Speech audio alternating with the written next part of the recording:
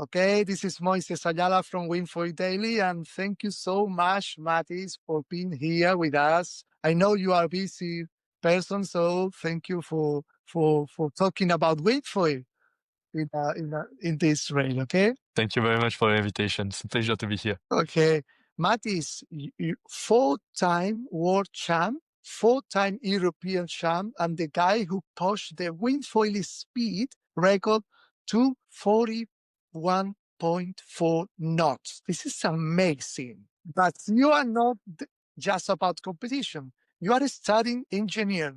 Try to figure out how to teach and performance work together.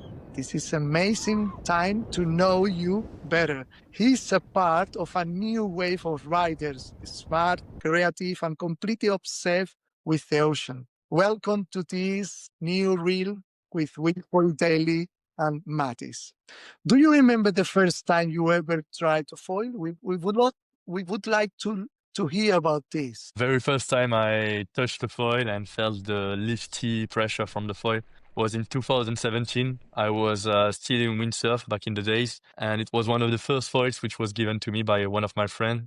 He borrowed me his gear, and then I was able to start with one of the first prototypes, this new windsurf board, and it was just an amazing feeling to at first get the board gliding above the water, and then to feel the first flight above, and that was just another world which I discovered, and then I continued to push with windsurfing and wingfoiling later. Okay, and now what's your current setup?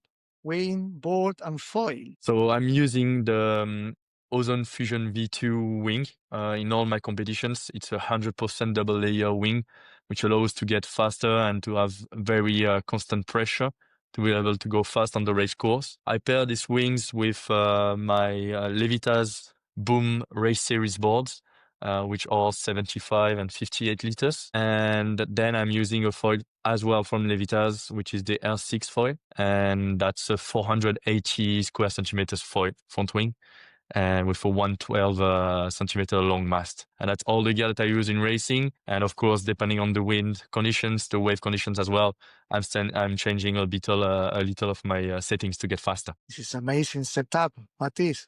Oh my God. How important is the relationship with your sponsor when it comes to developing and testing high performance equipment? Yeah, it's extremely important to be extremely close to the R&D team with my sponsors, and I'm glad it's the case today, because we are working hard to get the best gear we can years after years, and we are trying to push as much as possible the boundaries of speed. So with Ozone, I'm participating into the developments with Axel Mazella and Connor as testing. And with Levitas, I'm helping the board designer, Alex Schwab, to design the boards. I'm testing the prototypes as well. And then we are launching the production of boards. Same with foils. I'm giving my feedback to the engineers of Levitas to be able to get the best pressure and the best speed with these foils and the best comfortability as well, to then be the fastest on the water. That's extremely important to me, to be able to give feedback and get another product to be able to test, and then to launch a production later to be able to open up to all the different markets and people on the water. Yeah, of course. Your sponsor are very happy and very lucky to give you to give your feedback to improve always. We have seen you in a lot of competition, but I would like to know what goes through your mind right before a competition. Any special ritual or little talk you have? Yeah, during competitions. So yeah, before it starts, it's always a lot of pressure, a lot of stress. And there is one way that I work with is to exhale all this stress. For me, it's discussions, just chats with a lot of friends, and that's the best way I can express myself and try to release the stress before the competition starts. So I do not like to be, with my headphones, music. I just enjoy to be with everyone, and that's the way I can think about something else and not to get only the pressure about the competition starting. Of course, I have this kind of maniac things of rituals before going to the water, always in a specific order, like to remove covers. Then I'm able to clean my foil, I'm pumping my wings and changing as well at the same time. It's really a process that I like to do at every single time before going to the water, before going to the competition. That I do that to just feel as I'm training, to feel the same way as I will be training on site. So that's what I love to do. Yeah. So you think you are training during Yeah, that's the competition? thing. What I love to repeat myself for competitions is just repeat what you have trained for, and then everything Okay. will go well. So it's just doing back what I've done a lot of times during trainings. I do not try crazy things during the comp, only things I know very well and that I'm used to do a lot in trainings. So that's one way to keep my mindset correct and to not over stress for the competition. Yeah. So what's one of the tips that you can give to riders to want to start competition? Yeah, it's definitely to join the competitions. So if you want to join Wingfoil racing competitions, definitely getting a lot of training hours, mainly on pumping maneuvers, and then you will be far than welcome to join the competitions. Everybody can join this, and if I can give you a tips, is just to don't feel too much pressure. It's really easy to say, but not to do. So do not feel too much pressure at the start of the comp, and then just let the flow going and just let your gear go well with you, and repeat what you've done every time in training. Everything will go well. That's what I will say to him and repeat to myself as well.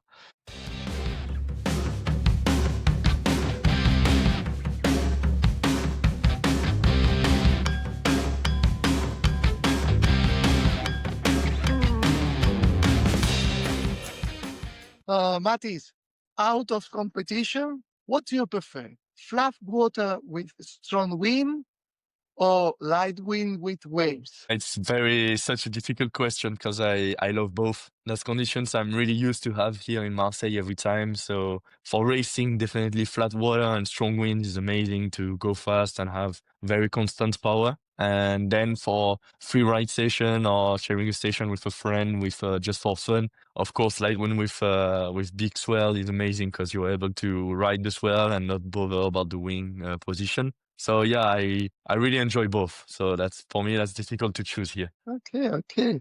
Sure, you have traveled so much and have enjoyed a lot of windfoil sports. What's your favorite sport and why, Mathis? One of the spots I've went to many times, thanks to my father, is the Babaombi Island Lodge in Madagascar.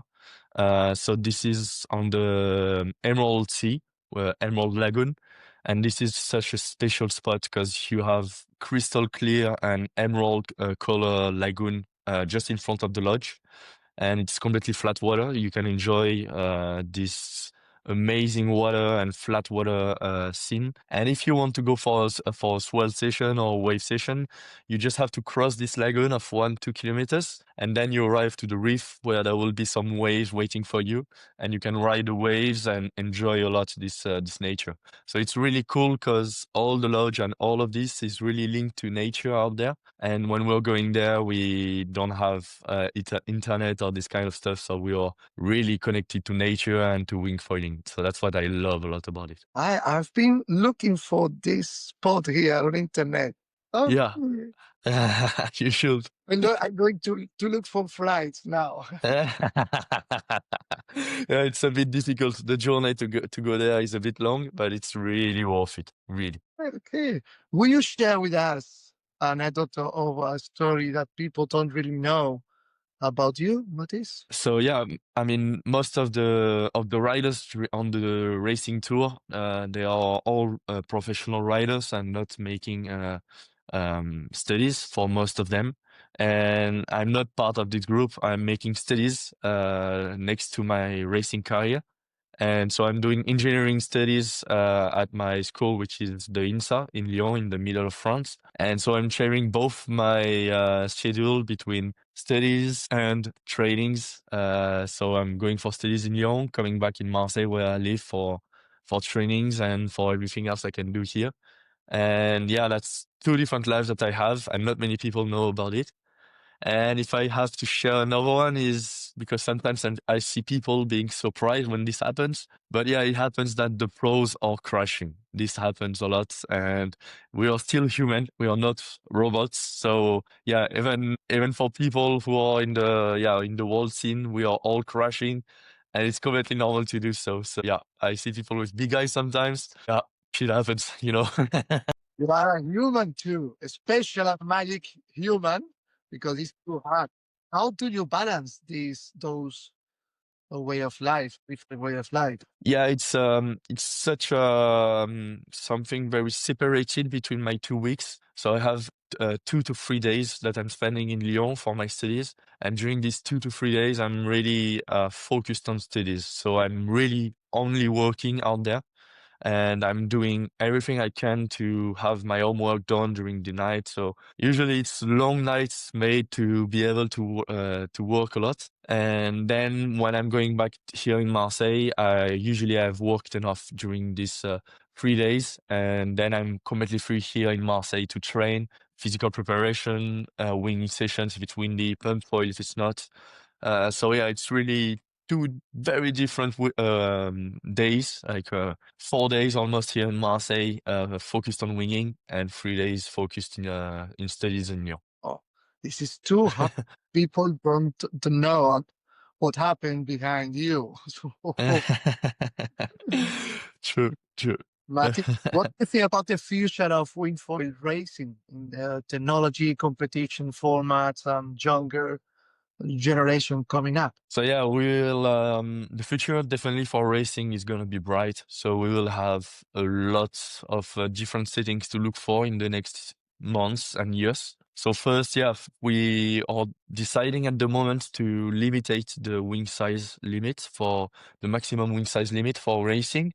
So this will put first a great limit, I think, over the riders to be able to not use the biggest wing they can, but to use the most efficient one. So this will be, of course, better for the sport and for the riders. This will allow us to not make the same mistake as it has been done in kiting and IQ4. And then I think, yeah, we will have a lot of improvement as well on the materials, of course, because wingfoiling is still very recent, 5 years ago, 5 years old. So yeah, everything has to be done, and it's really exciting to be part of the development of this new sport and to see it growing and growing years after years. And every time when the year pass and we have a look at the materials we used and the new one on the side, then we are almost having a good laugh because yeah, it's evolving so fast. We are almost laughing about the evolution which has been done during this year, and we cannot really imaginate how we have been able to ride the old material. So Okay. it's really, really good to see that. I'm sure that you will be in that future. I'm sure. I But hope, I hope. flying over the water is for you? I think I would say mesmerizing. Yeah, mesmerizing definitely, because we are all remembering the first flight we have done and what was the first feeling when the board was at first just gliding and hitting the small chop, and when we heard for the first time this silence moment, very quiet.